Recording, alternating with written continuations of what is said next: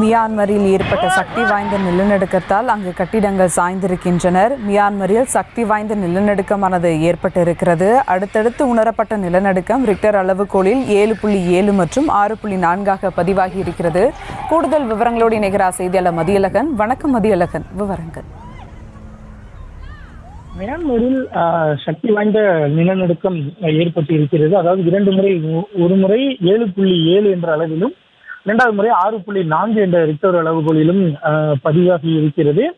மியான்மரினுடைய வடமேற்கு பகுதியான சக்யாங் என்ற இடத்தை மையமாக கொண்டுதான் இந்த நிலநடுக்கமானது ஏற்பட்டு இருக்கிறது. மியான்மரினுடைய தலைநகரிலிருந்து 250 கிலோமீட்டர் தொலைவில் இருக்கக்கூடிய இந்த நகரில்தான் நிலநடுக்கமானது ஏற்பட்டு இருக்கிறது. இதன் காரணமாக கட்டடங்கள் இடிந்து விழுந்து அது போன்ற பாதிப்புகளும் ஏற்பட்டு இருக்கின்றன. இருப்பினும் உயிரிழப்பு போன்ற எந்த தகவலும் தற்பொழுது வரை பதிவாகவில்லை.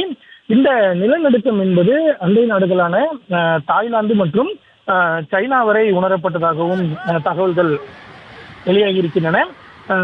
தாய்லாந்தினுடைய தலைநகர் பேங்காக்கில் பல்வேறு கட்டிடங்கள் குலுங்கி இருக்கின்றன. அதே போல இடிந்து விழுந்த நிகழ்வுகளும் பதிவாகி இருப்பதாக தகவல்கள் வெளியாகி இருக்கின்றன. அது மட்டுமல்லாமல் சைனாவினுடைய உன்னான் மாகாணம், அந்த இடத்திலும் இந்த மியான்மரினுடைய நிலநடுக்கமானது உணரப்பட்டு இருக்கிறது. அளவில் மிகப்பெரிய